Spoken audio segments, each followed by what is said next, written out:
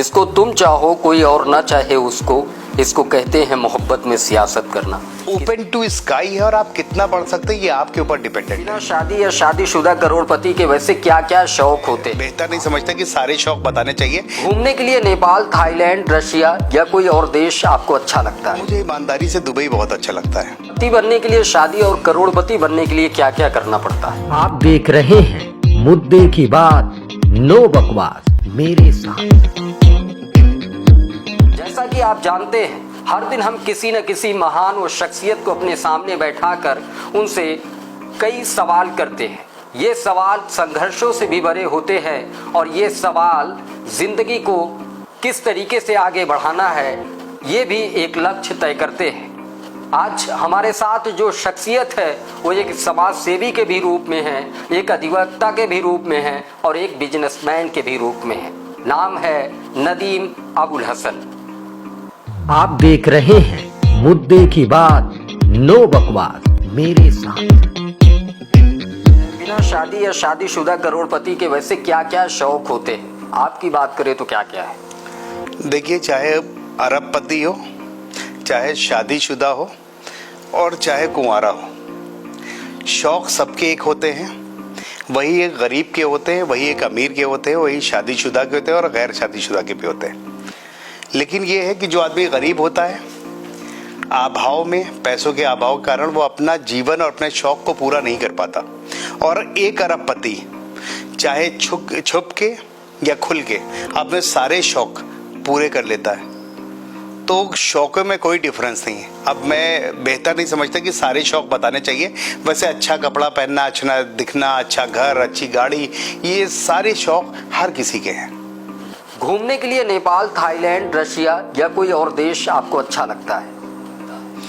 मुझे ईमानदारी से दुबई बहुत अच्छा लगता है।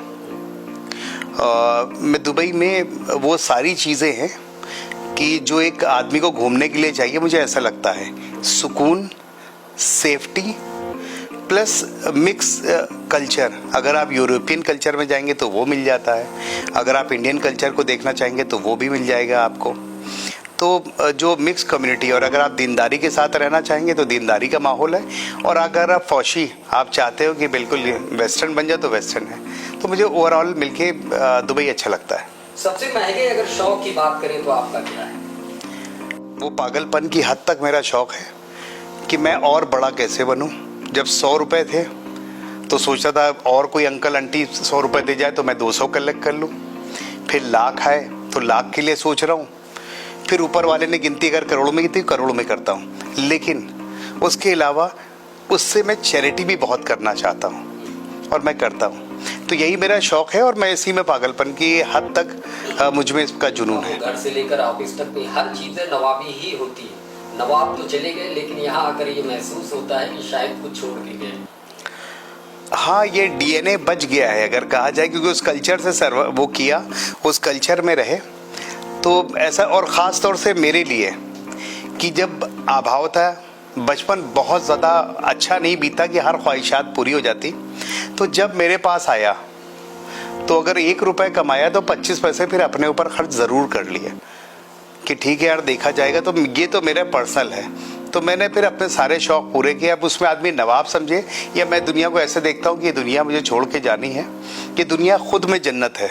वहाँ जन्नत मिलेगी कि नहीं मिलेगी इसकी कोई गारंटी नहीं, लेकिन ये दुनिया आपके लिए जन्नत बन सकती है, इस बात की गारंटी। बस थोड़ा सा मेहनत, थोड़ा सा शौक पाल ले होंगे। रियल लाइफ तो नहीं कहेंगे कि हम रियल लाइफ में, क्योंकि मुझे लगता है मैं बिल्कुल ही प्रैक्टिकल रियल लाइफ में हूँ। क्योंकि मैं डेली उन लोगों से मिलता हूँ जिनको पेट भर खाना नहीं नसीब हो रहा है। मैं डेली उन मज़दूरों से मिल रहा हूँ जो 300 रुपये 400 रुपये के लिए अपने दिन भर मेहनत करते हैं जानवरों की तरह, और जहाँ वो सोते हैं, जहाँ वो रहते हैं, उस जगह को भी देखता हूँ। और मैं उन लोगों से भी मिलता हूँ जिनके पास पैसा, जो एक पैक लगाते हैं, 20,000 रुपये की शॉट ले लेते हैं और कहते हैं 20,000 रुपये जला दिए।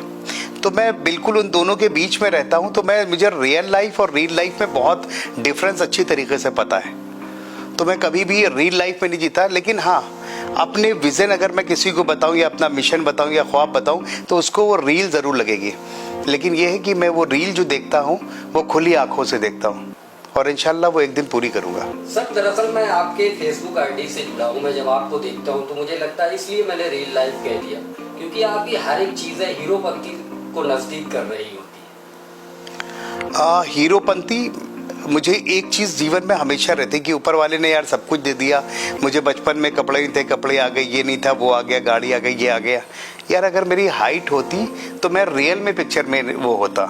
तो मुझे कहीं ना कहीं रहता कि अगर मैं बहुत लंबा 6 फीट का होता और मेरी पर्सनालिटी ऐसी होती और फेस ऐसा होता तो मैं पिक्चरों में ज़रूर ट्राई करता। अब मैं ना तो शाहरुख खान जैसा दिखता हूँ, ना शाहरुख जायम की कहीं बराबर में बैठने लायक हूँ। तो अब मुझे शाहरुख खान को हायर करने वाला बनना है कि मेरे कहने पर शाहरुख खान चले, तो मुझे उसके लिए जीना पड़ता है। और मुझे कुछ ऐसा अंदाज भी रहने पसंद है कि यार ठीक है ऐसा होगा, और मैं इमेजिन करके चलता हूँ कि आने वाले टाइम में ऐसा ही कुछ होगा। तो इसलिए हो सकता है मैं अपने मेरे कामों से किसी को लगता हो कि हीरोपंती करते हैं, ऐसा मेरा इंटेंशन नहीं रहता है। यूपी टुडे की तरफ से शुभकामना। आप कल को शाहरुख खान जैसे लोग, सलमान खान जैसे लोगों को हायर करके इंशाल्लाह जरूर करूंगा। कोई नथिंग इज इम्पॉसिबल। आप देख रहे हैं आजकल एंटरप्रेन्योर जो बच्चे बन रहे हैं वो 23-24 साल के हैं। वो 4 साल में, 3 साल 4 साल में वो ऐसा कुछ कर जा रहे हैं कि वो सब कुछ कर पा रहे हैं। ये हमारी सोच जो पहले हम लोग पूरी जिंदगी लगाते थे किसी चाय को, कि दादा फसल बोते थे, बेटा मेहनत करता था, फिर पोता राज करता था, अब वो कॉन्सेप्ट बिल्कुल अलग हट गया। अब आपकी जेब में, आपके हाथ में पूरी दुनिया है। एक मोबाइल ने आपको पूरी दुनिया ला के दे दी है। अब सब कुछ पॉसिबल है, ओपन टू स्काई है, और आप कितना बढ़ सकते हैं ये आपके ऊपर डिपेंडेंट है। तो मुझे लगता है जितने आप पर खोल सकते हैं, जितनी परवाज ऊंची कर सकते हैं, ये आपका हक और रिस्पॉन्सिबिलिटी भी है कि अल्लाह ताला ने आपको दिया है। आप अपने पूरे पंख फैलाएं और आगे बढ़ने की कोशिश करें और आगे बढ़े। स्कूल या कॉलेज टाइम पर कोई ऐसी शायरी जिसे आपने खुद लिखा हो अपने हाथों से? लिखी तो मैंने बहुत सी शेर व शायरी उस वक्त में लिखता था, और एज इट इज़ तो कुछ नहीं आ रहा, लेकिन उसमें बहुत से स्लोगन थे। मैं जब बहुत डिप्रेस्ड होता था तो मैं एक लाइन हर वक्त कॉपी पर लिखा करता था। और मेरी बहुत, जब 3rd, 4th, 5th की अगर मेरी कॉपी निकाले तो हम उसमें अब कहते थे today is your and tomorrow will be mine. ये मैं स्लोगन हमेशा लिखता था, और ये अपने कुछ रिलेटिव्स या उनको जब मैं देखता था तो मैं ज़रूर कहता था। और किसी बात से जब मैं वो होता था डिमोटिवेट कि यार ऐसा ऐसा, तो मैं अपनी कॉपियों पर ये चीज़ ज़रूर लिखता था। तो उसको मैं बार बार लिखा करता था, उसको रिपीट करता था। वो बात आज मुझे याद आती है। शेर व शायरी तो मैं इधर आया, वो इस वक्त माहौल नहीं इतनी प्यारी प्यारी शेर व शायरी का कर रहा है, और उस लेवल की शायरी मैं इस वक्त नहीं करना चाहूँगा। बाकी यही है कि मैं इस स्लोगन को मैंने हमेशा ज़िंदगी में बहुत लिखा है। उस दौर का जादू क्या जाने ये रील बनाने वाले लड़के, उस दौर में इश्क का क्या हाल हुआ करता था। जैसे कि लोगों ने चांद सूरज की भी बात करी और दरिया और आग की भी बात की है। मेरे दौर में इश्क परवान चढ़ता था, और मुझे लगता है सिर्फ 10 से 20% ही परवान चढ़ पाता था। 80% तो माँ बाप के टेंशन में, माँ बाप की पिटाई से, मोहल्ले वालों के डर से, और ये जो कम्युनिकेशन गैप जो था, इस वजह से परवान चढ़ने में बड़ी दिक्कत आती थी। जो अब बिल्कुल 80-20 का रेशियो तब हुआ करता था, वो अब 20 और 80 का हो गया। अब 80% परवान चढ़ जाते हैं कम्युनिकेशन गैप मिटने के। हमारे टाइम में फेसबुक, इंस्टा, फ़ोन ये सब नहीं था, पर्चियाँ डिलीवर्ड होती थी। तो वो उनका टैक्सी से गुजरना, वो लड़कों का पर्ची पकड़ाना, फिर पर्ची का जवाब अगले दिन पर्ची से आना, तो वो इतना टाइम टेकिंग प्रोसेस था। तो उसमें तो बात चली थी, जब तक इश्क परवान चढ़ पाता था पता चला था लड़की का निकाह हो गया। तो और वही जो भाई गया, मेरे दोस्त प्रपोज करते थे, वही मामू बन के उसकी शादी में काम करा रहे होते थे। कितना दुश्वार है जज्बों की तिजारत करना, एक ही शख्स से 2 बार मोहब्बत करना। जिसको तुम चाहो कोई और ना चाहे उसको, इसको कहते हैं मोहब्बत में सियासत करना। ऐसा कुछ माहौल हुआ करता था। कभी आपने किसी को लेकर इस तरीके का मजाक उड़ाया आप जब छोटे थे? ऐसा कभी किसी के साथ हुआ, आपके दोस्तों के साथ या किसी के साथ? मेरे आपको बताऊं कि 30% दोस्त तो ऐसे थे, मैंने लॉ लखनऊ यूनिवर्सिटी से किया, लॉ ऑनर्स का कोर्स। तो मेरे बहुत से दोस्त यार उनसे ये हो गई, उनसे ये है, और मुझे ये ज़िंदगी में बस अब हम ये करेंगे, और इस तरीके से हुआ करता था। और बाद में क्या होता था, 2-3 साल बाद लड़की की शादी हो गई, वो भाई बना लेते थे, वो भाई बहन का रिश्ता हो जाता था, उसको कंटिन्यू करते थे, ये देखो ये भैया हैं, ये है, इस तरह से मैंने होते हुए देखा। तो बहुत से, अब नाम डिस्क्लोज करना बेहतर नहीं चाहेंगे, लेकिन वो दोस्त आज भी अगर उसको देखेंगे तो समझ जाएंगे साला मेरे ही बारे में बात कर रहा। मैंने दोस्तों के मैं एक शो देख रहा था, कंगना रनावत से पूछा गया था, किसी ऑडियंस ने पूछा था कि मैडम आपने जिससे मोहब्बत किया क्या वो मिल गया? तो उनका जवाब ये था कि मोहब्बत करने वाले कहाँ मिलते हैं। तो इसमें मैं ये थोड़ा से और जब मेरे अंदर ललक बढ़ी कि ऐसा क्या हो सकता है, क्योंकि लोगों ने आग को दरिया और दरिया को आग तक लिख दिया, चाँद सूरज भी ज़मीन पे लाने की कोशिश की। तो मैं पढ़ने जब बैठा तो मैंने एक शायरी पढ़ी थी, जिसको तुम चाहो कोई और ना चाहे उसको, इसको कहते हैं मोहब्बत में सियासत करना। तो मुझे लगता है कि हर कोई यही सोचता है कि मैं जिसको चाहूँ उसको कोई नहीं चाहे।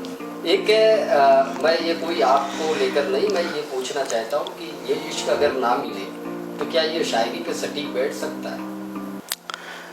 शायरी पे बिल्कुल सटीक बैठ सकता है, ऐसा कुछ नहीं कि है, लेकिन इश्क मिलना या नहीं मिलना कि ये तो इत्तेफाक की बात है, किस्मत की बात है कि जो आदमी जिससे प्यार करता है वो मिल पाया या नहीं मिल पाया, ये किस्मत के ऊपर है पूरा। बहुत सौभाग्यशाली है जब कंगना रनावत जैसी जी लेडी को अगर उनका इश्क नहीं मिल पा रहा, तो एक बदनसीबी है कि इस लेवल पे आने के बाद भी उनको उनका इश्क उस लेवल में नहीं मिल पाया, उनको नहीं मिल पाया जो हज़ारों लोग जिनके प्यार में पड़े होंगे। तो हर आदमी इसमें किस्मत वाला नहीं होता, जिनको मिल जाता है उनको तो मैं किस्मत वाला ही समझूंगा। बिल्कुल सर, इत्तेफाक की आपने बात की और किस्मत की भी आपने बात की। इत्तेफाक और किस्मत के बीच में आप अपने आप को कहाँ पाते हैं? इश्क मैंने भी किया, लेकिन मेरे हालात ने उसे होने नहीं दिया। अपने साथ मुझे आज भी याद है कि अपने बैचमेट को बहुत पसंद लाइक यार ये देखो बहुत अच्छा है, लेकिन कुछ आपस में ऐसे हमारे साथ हालात नहीं थे कि मैं सही से उसमें नहीं कर पाया। उसी वक्त से कारोबार में लगना पड़ा, फैमिली ऐसी थी, क्या कहते हैं, फादर की तबीयत ख़राब रहती थी, तो मैं अपने कामों में इसमें लग गया, तो वो इश्क के लिए टाइम नहीं मिला। वरना अरमान बहुत थे मेरे, कुछ अरमान रह गए, तो उन्हीं में से एक ये भी है कि काश मैं ऐसा कुछ कर पाता। आपका कोई अधूरा सपना जिसे आप पूरा नहीं कर सकते, वो क्या है? हमारे दादा को मैं चाहता था कि शेरवानियाँ सिला के दूँ और अपने वालिद को दिखाऊं कि ये ब्लैक शीप नहीं हूँ मैं एक नालायक नहीं लायक बेटा हूँ। और इत्तेफाक से वक्त से पहले मैं अपने दादा को शेरवानी नहीं सिला के दे पाया और अपने वालिद को ये शो नहीं कर पाया कि मैं एक लायक बेटा हूँ, मैं इतना ख़राब नहीं हूँ। तो मुझे वो साबित करने का वक्त नहीं मिला। तो ये कमी मुझे हमेशा जीवन में बहुत अखरती है। बस यही ख्वाहिशें हैं जो मैं, अगर मुझे वक्त मिलता तो मैं पूरी करता हूँ, और हमेशा काश ये अगर हो मेरे पास, मैं टाइम में पीछे जा सकूँ, तो ये 2 ख्वाहिशें मैं ज़रूर पूरी करना चाहूँगा। इस लेवल की तो मुझे लगता है कि न जाने कितने लोगों की ख्वाहिशों को आपने पूरा किया है एज ए सोशल एक्टिविस्ट के रूप में। एक सवाल आगे बढ़ते हैं और कर लेते हैं। मैंने जगह जगह पे आपके पोस्टर्स देखे, तो उस पर वकील भी लिखा था, तो थोड़ा सा मुझे ये जानकारी चाहिए, एडवोकेट और लॉयर में क्या फ़र्क होता है? शायद लॉयर बहुत ही सिंपल है। लॉ जिसने कर लिया, लॉ की जिसको नॉलेज है वो एक लॉयर है। जिसने लॉ कर दिया, LLB में कर लिया है, कंप्लीट कर लिया है, वो एक लॉयर है। उसको वो लीगल सर्विसेज किसी भी फर्म में दे सकता है और कहीं भी कर सकता है, कहीं काम कर सकता है, किसी को अपनी फीस लेके कंसल्टेंसी दे सकता है, सब कुछ कर सकता है। बट वो कोर्ट में रिप्रेजेंट नहीं हो सकता है। बट एक एडवोकेट जो है, एडवोकेट अपने क्लाइंट को लेके रिप्रेजेंट करता है उसके केस को जज के सामने।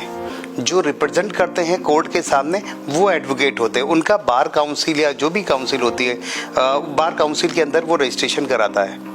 तो जिनका रजिस्ट्रेशन हो गया वो और रिप्रेजेंट कर रहे हैं, वो एक एडवोकेट है। लॉयर कोई भी हो सकता है, LLB करके। जैसे आजकल मैं देखता हूँ कि जो रिटायर होते हैं वो भी LLB कर लेते हैं, तो LLB करके वो सब लॉयर बन गए, एडवोकेट नहीं। खैर, ये सवाल इसलिए महत्वपूर्ण हो जाता है क्योंकि बहुत सारे सस्पेंस लोगों के बीच में होते हैं, तो मैं आपसे सुनना ये चाह रहा था और आपने किस तरीके से उसकी डिफिनेशन बताई, वाकई में ये तो सच ही है। और अगला सवाल, आपके एक बिजनेसमैन होने के नाते ये सवाल पूछना मेरे लिए ज़रूरी है। ये कहावत है, गांव से लेकर शहर तक गंजे को कंघा बेचना। इसी तरीके से देखते हैं, अगर ज़िंदगी में आपको तरक्की करनी है तो वो आपको लॉन्ग टर्म मेहनत से आएगी, इसके अलावा कोई दूसरी तरीका नहीं है। आप किसी भी गंजे को कंघा बहुत आराम से बेच सकते हैं। आप ये कहेंगे कि इसमें ये है, इसमें ये औषधि पड़ी है, ये बहुत आसान काम है, एक बार उसको लालच देके एक बार दे सकते हो, जबकि उसको उसकी ज़रूरत नहीं है। लेकिन अगली बार जब भी वो कंघा देखेगा तो आपको कोसेगा, आपके बारे में बुरा कहेगा और आपकी गुडविल ख़राब हो जाएगी और आप ज़िंदगी में वो आपको ना कोई रेफरेंस देगा और आपकी बुराई करेगा, आप कभी तरक्की नहीं कर पाओगे। लेकिन अगर आपको उस गंजे को आपने बताया कंघा आपके लायक नहीं है, लेकिन आप मैं कंघा बेचना चाह रहा हूँ, किसी हो गए कर दे कम पैसों में, ये गए, आप उसको सच बता के अगर बेच लेते तो ठीक है। वरना मैं कभी नहीं चाहूँगा कोई आदमी किसी गंजे को कंघा बेचे। अगर तरक्की करनी है तो ईमानदारी से और जेन्युइन राय देके जिसको जो ज़रूरत है वो डिलीवर करो, अच्छी तरह डिलीवर करो, अपने आप झक मार के आएगा, आपकी गुडविल के ऊपर आदमी दोबारा आएगा और आप बहुत तरक्की करोगे। एक पिता के तौर पर अगर बात करें तो बच्चों को झूठ बोलने पर आप क्या बोलते होंगे? पिता के लिए तो अगर बच्चे भाई एक बाप की हैसियत से आपको बच्चों को हमेशा समझाना है कि बेटा झूठ बोलना पाप है, झूठ बोलना पाप है। और आप खुद झूठ बोलकर खुद को क्या बोलते होंगे? अगर पिता बोल रहा है तो जाहिर सी बात है शर्म है, कहीं पर आपकी डिग्निटी डाउन होती है तो बच्चे को मोल्ड करना पड़ेगा। But to be very honest, आपको बच्चों को ऐसी कौन सी बात है जो हमेशा आप अपनों से छुपाते हैं? मैं अपने टेंशन को ज़्यादा से ज़्यादा सोचता हूँ कि ख़ास तौर से मेरी माँ, उसको ना पता चले कि मैं टेंशन में हूँ। इस चीज़ को छुपाता हूँ, ना मेरे बच्चों को पता चले कि अब्बा कितना परेशान है, क्या है। मैं उसका असर अपनी फैमिली पर नहीं आने देना चाहता। यदि आपको एक वर्ष दोबारा जीने का मौका मिले तो कौन सा वर्ष होगा?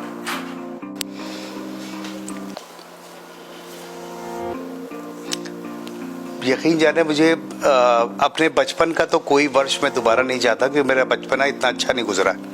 लेकिन वो पल जब मैं दादा के साथ और अपने डैडी के साथ था और उस टाइम में तो वो पल जब मेरे दोनों लोग मेरे साथ थे तो मैं वो वर्ष ज़रूर लाना चाहूँगा और उसमें कुछ ना कुछ बेहतर ज़रूर करना चाहूँगा, क्योंकि मेरी ज़िंदगी का बहुत इम्पोर्टेंट था, वो मेरा निकल गया। तो मैं उस टाइम में मैं बहुत मिस करता हूँ अपने फादर को, अपने ग्रैंडफादर को बहुत मिस करता हूँ। तो मैं काश उनके लिए कुछ अच्छा कर पाऊँ, उनको कुछ दिखा पाऊँ, तो मैं वो वर्ष ज़रूर जीना चाहूँगा। आज की ज्ञान के लिए बात तो आज सुबह ही मैं एक साहब ने एक शेर कहा, किसी का शेर था, सुना रहे थे कि कोई बात कब और कैसे कही जाती है, बात कब कैसे कही जाती है, ये सलीका हो तो हर बात सुनी जाती है। तो आज की बात सुनी जाएगी तो जाहिर सी बात आपके काम बनेंगे और आप तरक्की करोगे।